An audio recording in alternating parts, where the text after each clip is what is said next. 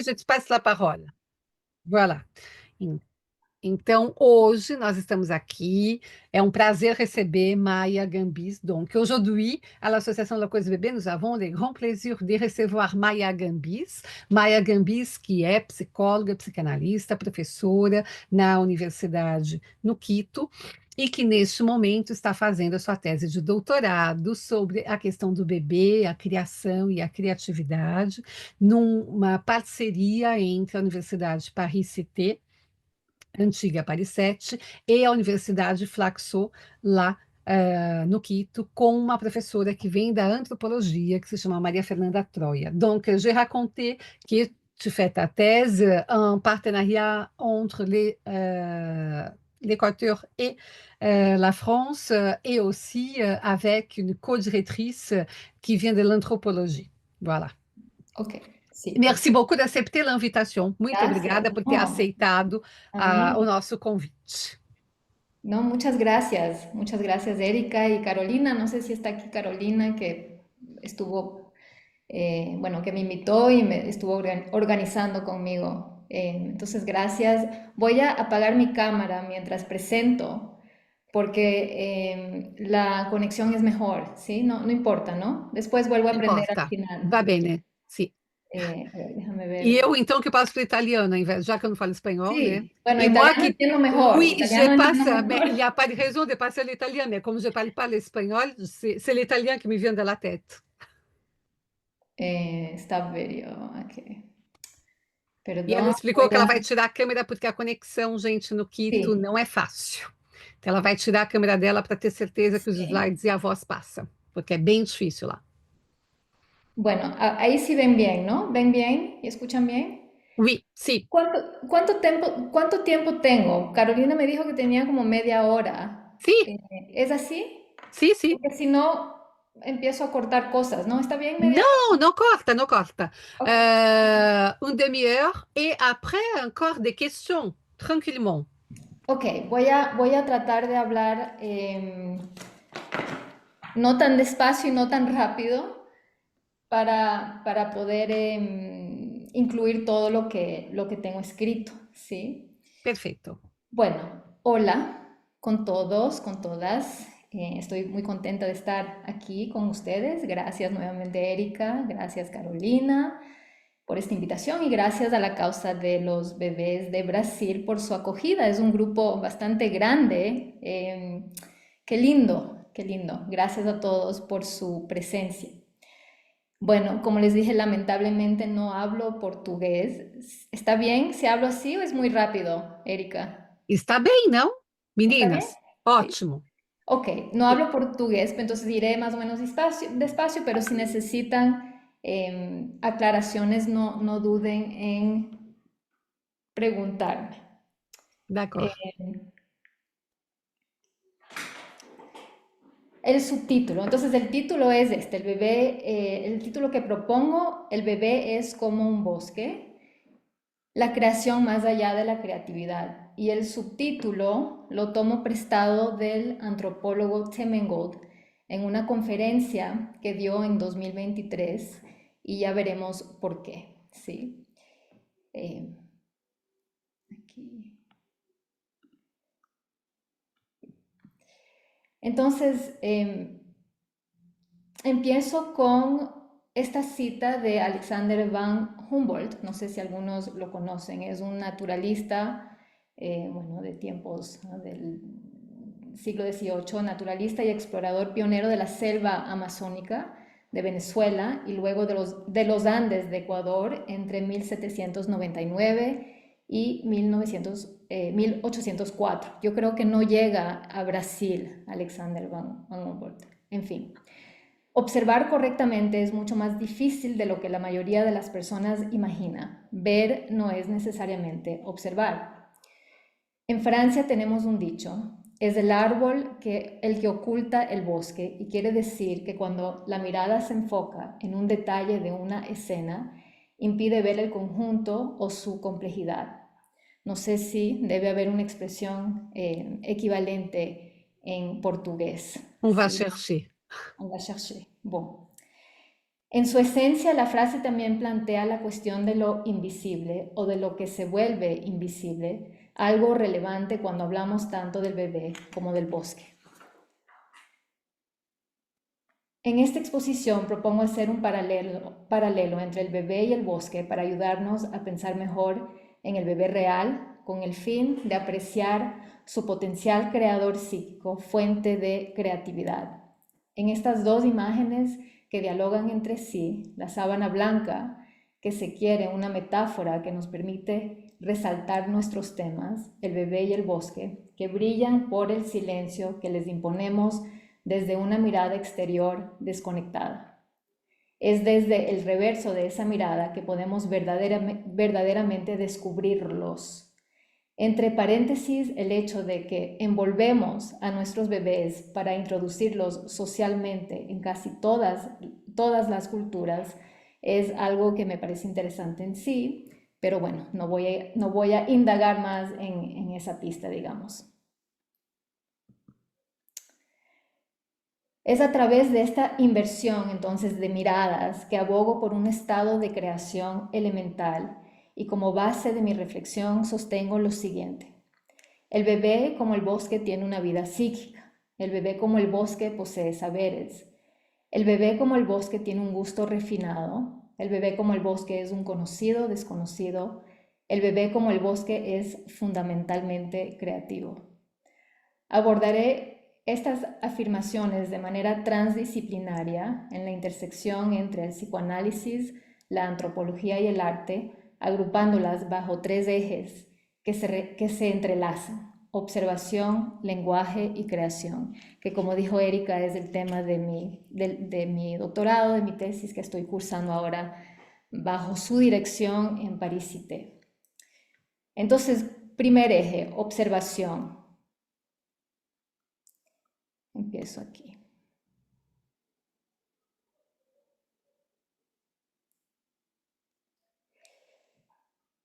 Primer eje, observación. Winnicott proponía que lo que ve el bebé en el rostro de su madre, espejo viviente, es, por lo general, a sí mismo. Como un bebé meteorólogo observa en el otro materno el humor del día. Entre nubes, la madre suficientemente buena, que describe Winnicott en 1943, es como una madre tierra, Pachamama, que acuna a su bebé quien se crea a su imagen bajo su cielo cambiante. A pesar de que es evidente que el bebé nos interpela con todo su ser, tendemos a considerarlo como un ser sometido al otro, pasivo, a la espera de ser moldeado por su entorno. Vemos el bosque, la naturaleza en su estado bruto de la misma manera, una tierra salvaje, anónima por explorar y dominar. ¿Y si cambiáramos de perspectiva? Esa es la pregunta. Como defiende Erika Barlato Oliveira en su obra El bebé y sus saberes, el bebé se expresa con todo su cuerpo. Su exuberancia vocal y gestual revela un sujeto precoz e intencional, dotado de un lenguaje multimodal, orientado hacia el exterior desde muy temprana edad. Así, demuestra aptitudes insospechadas, reconoce su nombre a los 4 meses, quizás antes, muy probablemente antes, comprende rápidamente las reglas de la conversa, hace deducciones, etc. La lista sigue y seguirá creciendo. El bebé posee un excedente de saberes que irá canalizando poco a poco en función de las particularidades de su contexto, familia, idioma, costumbres, etc., lo que refleja un desarrollo inscrito en una lógica de más hacia menos. Ante él se impone la humildad.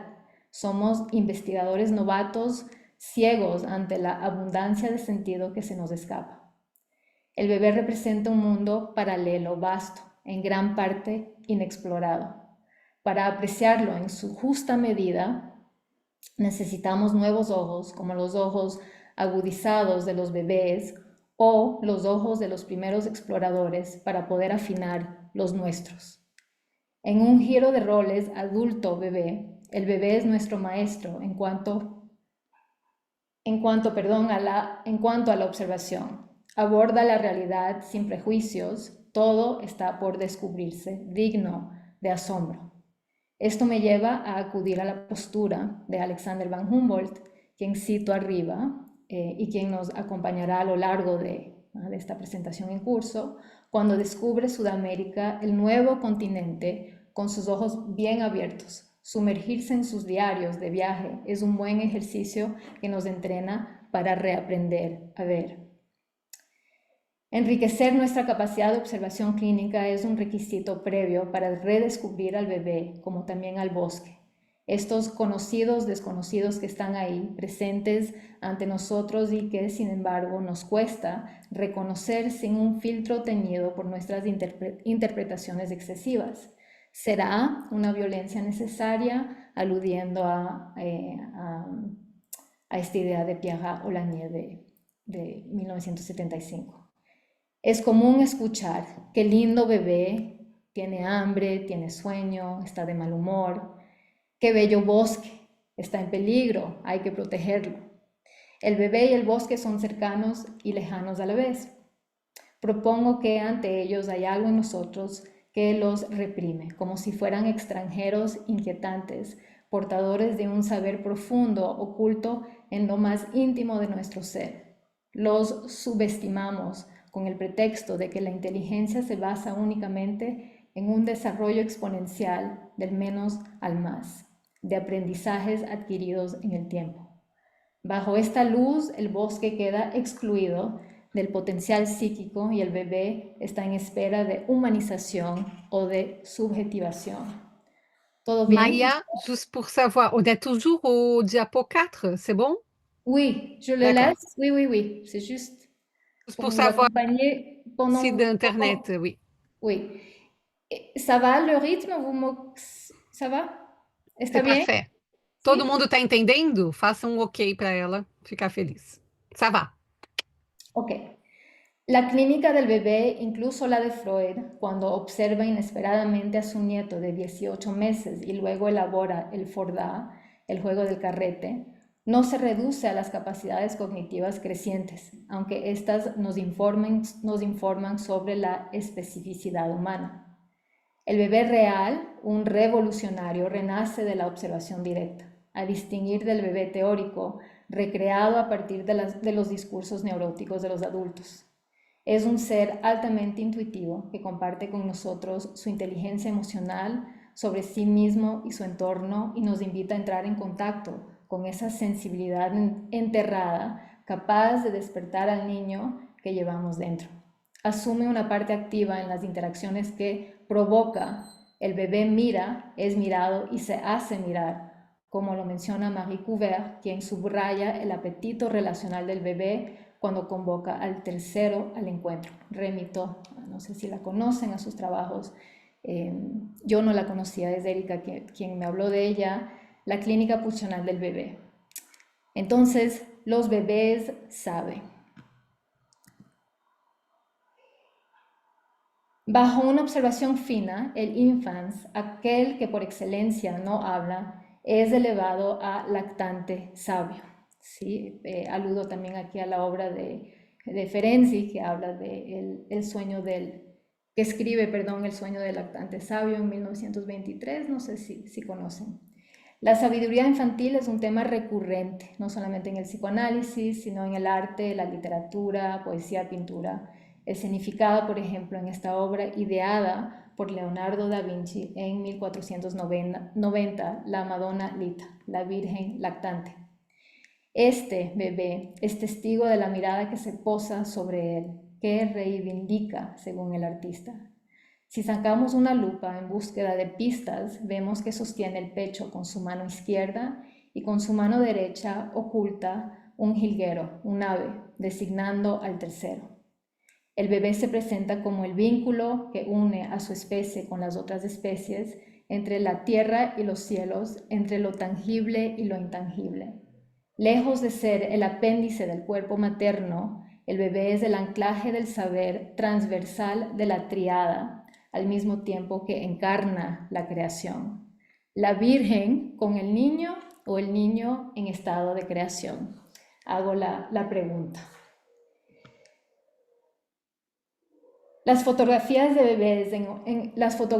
bebés en los álbumes familiares revisitados que observan a quien los observa en un bucle pulsional también son conmovedoras. Con ojos renovados nos damos cuenta de que los bebés siempre han tenido su propio punto de vista, del cual emana una palabra propia.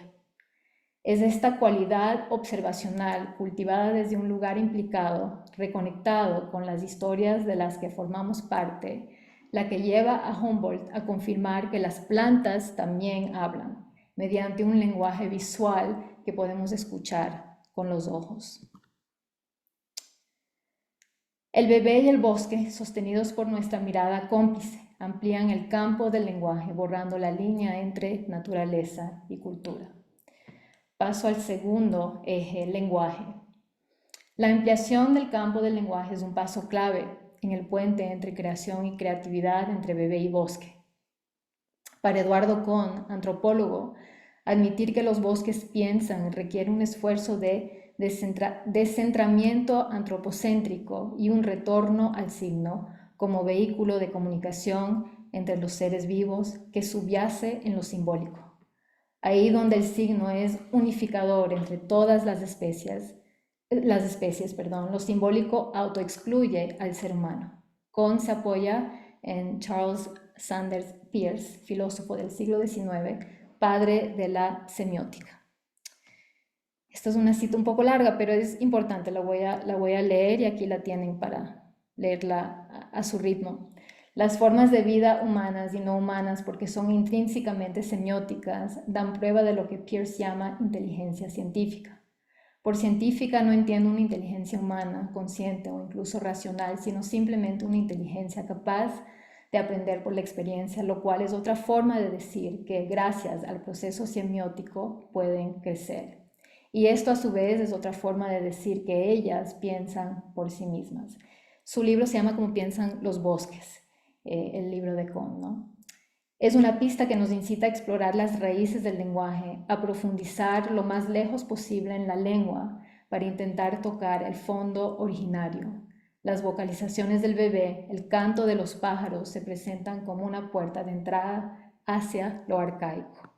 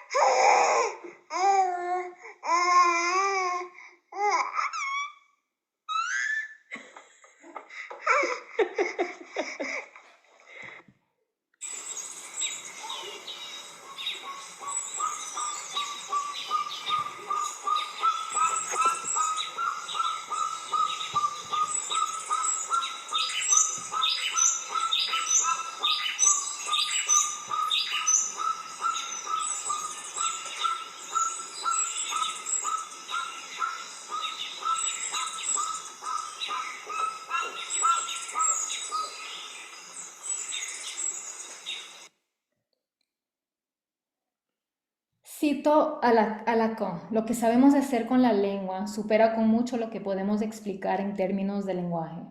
Cierro la cita. Esto nos lleva lejos, más allá de las palabras.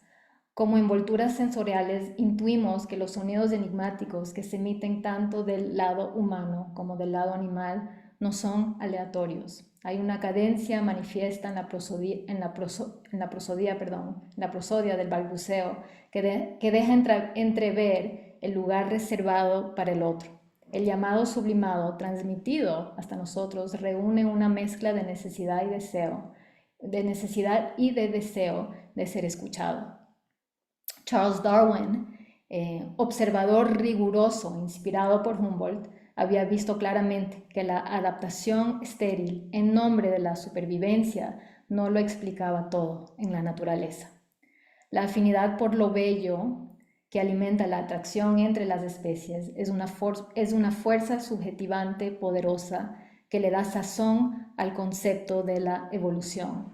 De lo contrario, ¿cómo explicar fenómenos insensatos, extravagantes, que llegan incluso a poner en peligro el bienestar individual o grupal de ciertas especies? La vista de una pluma en la cola de un pavo real cada vez que la miro me enferma, habría exclamado famosamente Darwin.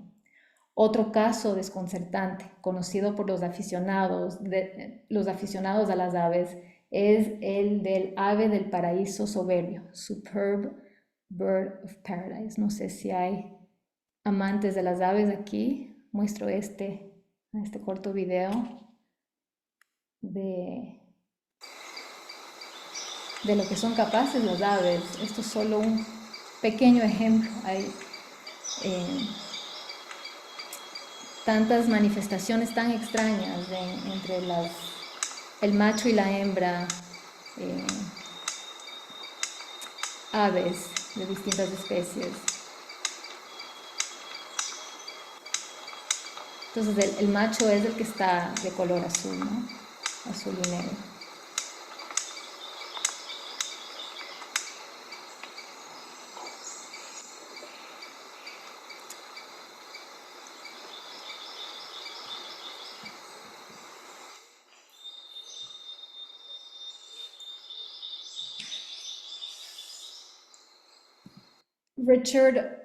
Richard Prum, biólogo,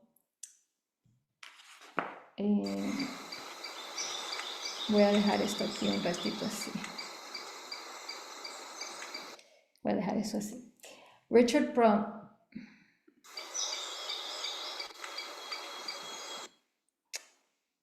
perdón, estoy teniendo problemas para pararlo. Ya. Il veut pas s'arrêter, c'est tout. Y me pasó este.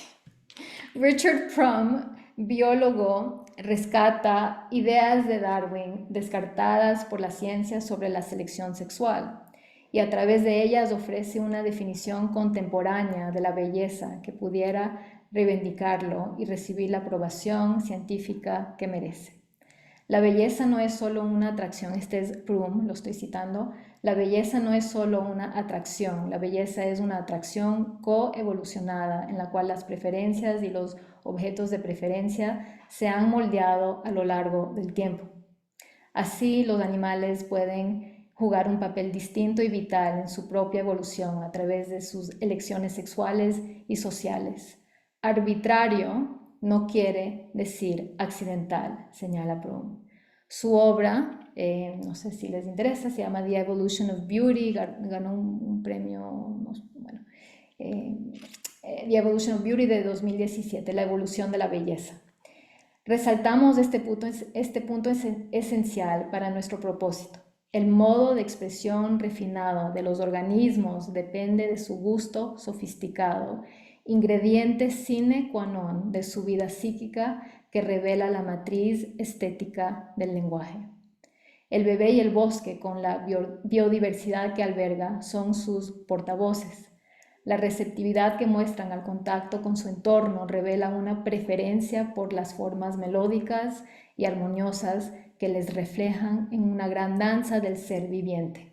Pienso aquí en el estudio que están realizando ustedes en Baby Lab, Femontanos, del bebé bailarín, y el equipo es de Erika, Mariana Negri, creo que estás hoy aquí, Manuela, Romero y Thierry Lafont, creo que es así su nombre, ya. Entonces yo no he visto las imágenes, pero definitivamente va en este sentido. La lógica que sostiene que las emociones, incluyendo el placer y el desplacer, son condición de los seres más evolucionados, el hombre adulto instruido, su versión más elevada, no se justifica. Desde los microcosmos hasta el cosmos, todo lo que vive se entreteje. Queremos iluminar este potencial creador psíquico. Llegados a este tercer y último eje, creación, me remito nuevamente hacia la antropología. Maya, on est toujours dans les diapos avec les Sí, oiseaux. C'est bon? sí, sí, sí, sí. D'accord. Si, je préfère que vous regardiez ça et que pas l'autre pour que pas Très bien. ce soit. Ok. Llegados a este tercer y último eje, el eje de creación, me remito nuevamente hacia la antropología, al subtítulo mencionado al principio, la creación más allá de la creatividad. Tim Ingold hace una distinción entre creación y creatividad que resuena con la naturaleza en constante renovación descrita por Humboldt. Para Ingold, la creación sería desde la antigüedad un acto del hombre creador inspirado por las musas. Ingold es para quienes lo conocen, es un antropólogo contemporáneo. Entonces, la creación sería un acto del hombre creador inspirado por las musas y la creatividad, un concepto que se ha convertido en un sinónimo falso que elude la cuestión de la fuente, en quien crea y pone el énfasis en la producción y su finalidad, el objeto de arte, una mercancía para consumir. El autor insiste en las definiciones. La creación apunta hacia un proceso en curso, un undergoing en inglés, y la creatividad hacia una acción, un doing. Dos estados que en el hombre se yuxtaponen. El primero, circular, en constante reconfiguración, le recuerda su naturaleza. El segundo, lineal, que empuja hacia el logro, lo ancla a su cultura. Cada estado con su propia temporalidad revela saberes distintos, superpuestos, entrelazados en la lengua materna. Por ejemplo, cuando se dice de una mujer embarazada, está en estado. No sé si es igual en portugués, ¿sí? Creo que me dijiste Non, que c'est pas sí. pareil, mais on comprend bien. C'est un exemple qu'on donne souvent. Sí, aquí decimos, está en estado o estoy en estado. La co-creación de la que da cuenta emblemáticamente la mujer encinta es el modo por defecto que reina entre los seres vivos. Si el bebé por sí solo no existe, como decía famosamente como Winnicott, la madre tampoco existe sola, por supuesto, al igual que la naturaleza. No existe la naturaleza en lo absoluto. Y esto es una idea de un antropólogo bastante conocido de Scola, ¿sí? De que la naturaleza no existe, no existe.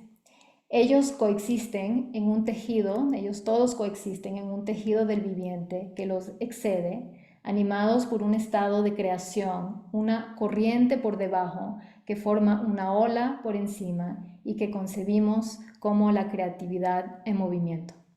A pesar de las teorías que tienden a olvidarlo, la cultura del hombre sería ante todo su naturaleza. Con sus cuadros físicos o pinturas de la naturaleza, Humboldt se interesa en las atmósferas que se forman según la altura. Pone en primer plano la co-creación que rige en los paisajes, sean humanos o no, donde todo corresponde.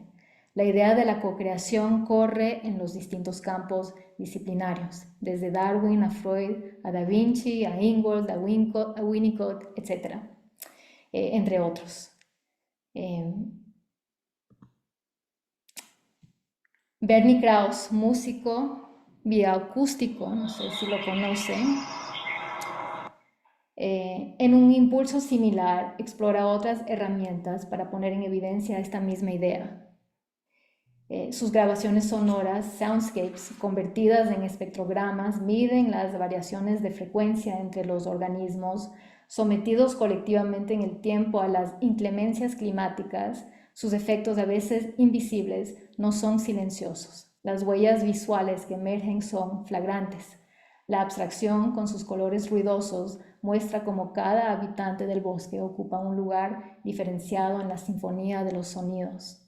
Esta es la teoría de los nichos acústicos. Las especies se entregan a la creación conjunta como una orquesta natural, un verdadero conjunto musical. De ahí el nombre de la exposición inmersiva de la Fundación Cartier, en París en 2016 la Gran Orquesta de los Animales, la Grande Orchestre des Animaux.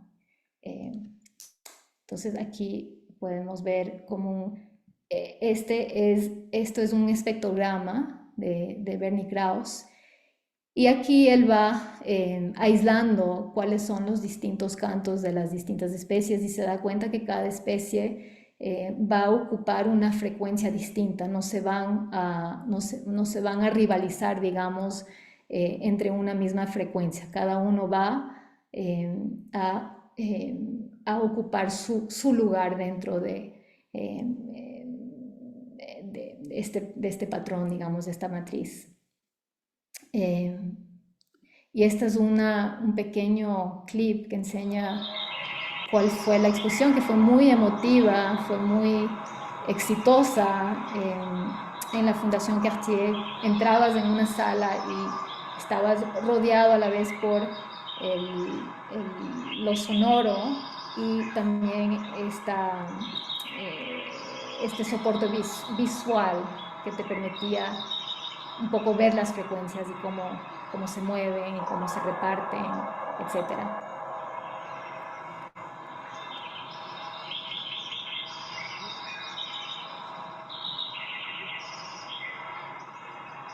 Puedo adelantar.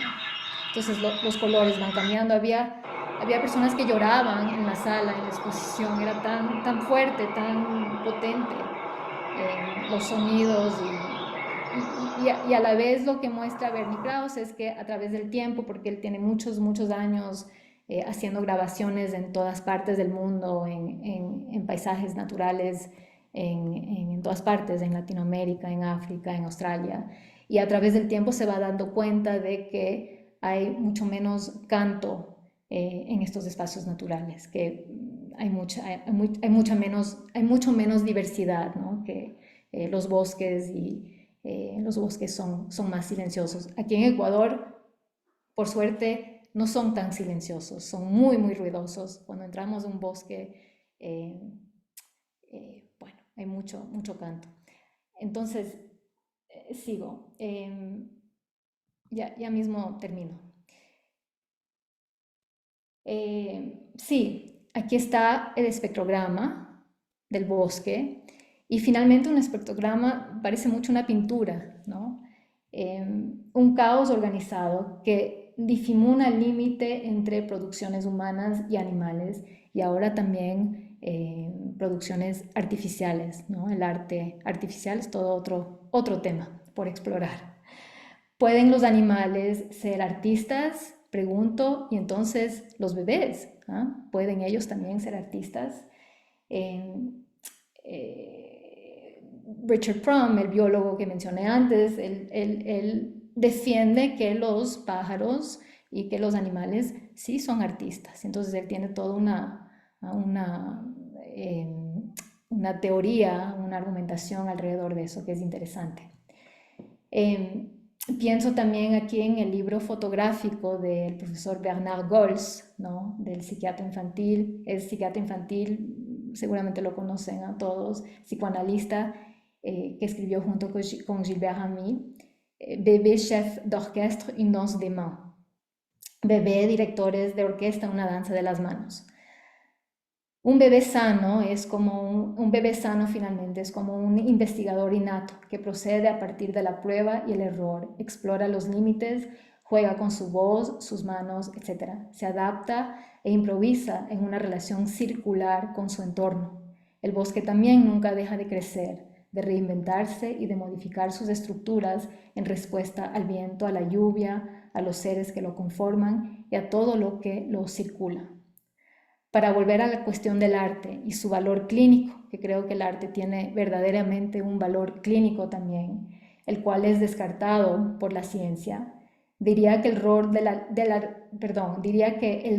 artista es apuntar hacia un estado creador potencial, detonante psíquico, que usa la materialidad como soporte lingüístico. El arte es, en este sentido, el fruto de la creación, una representación, y la creatividad un modo de ser en el presente que permite dar cuerpo a un saber intuitivo, a flor de piel, tanto en el bebé como en el bosque, habitados plenamente por el cielo estrellado, descrito tanto por los poetas. Winnicott define la creatividad, esta es cita de Winnicott, como la coloración de toda una actitud frente a la realidad exterior. Ese es Winnicott, vinculado, según Winnicott, al desarrollo cognitivo.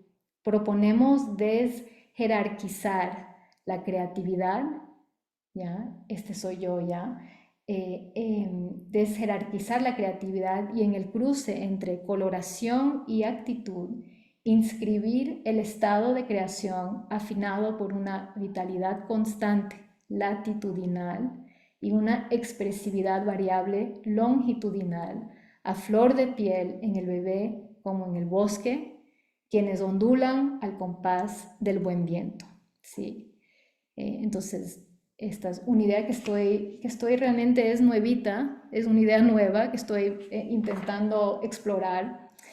En conclusión, el estado de creación sería una frecuencia con coordenadas invisibles a simple vista, intrínsecamente vinculada al saber inherente a los seres vivos que respiran y que ya hablan un lenguaje potencial sublimado sin depender del desvío hacia lo simbólico. Entonces, este salto entre distintos estados en relación a la sublimación, me parece interesante que en la física, por ejemplo, el cambio de un estado sólido a un estado gaseoso se llama sublimación y este estado no tiene que pasar por un estado líquido. O sea que la sublimación es el cambio de un estado sólido a un estado gaseoso sin tener que pasar por el estado líquido. En fin, pregunto, ¿el estado de creación sería entonces un portal entre bebés sabios, plantas hablantes y bosques pensantes? Probablemente habría que seguir meditándolo.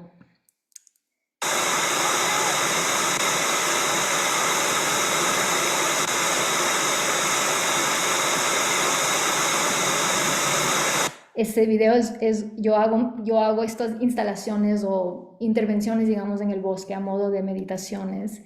Y entonces esta pintura aquí también es una obra que fue muy famosa en su tiempo, El corazón de los Andes por Church, fue la obra más cara en su época, en su tiempo. Fue expuesta en el Met, en el Metropolitan Museum of Art en Nueva York. Es una compilación, digamos.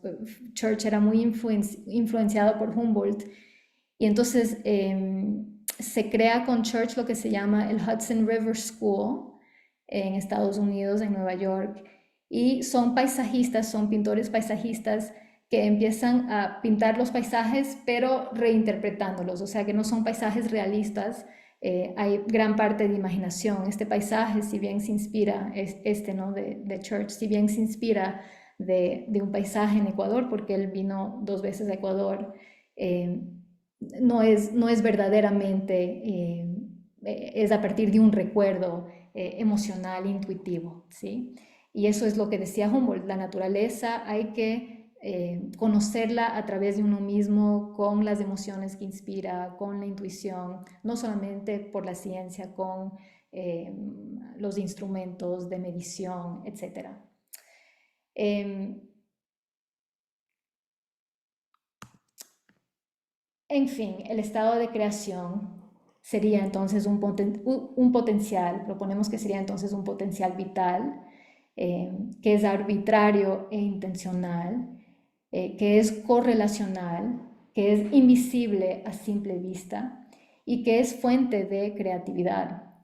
Con esto cierro y les agradezco muchísimo por su atención. Eso es todo.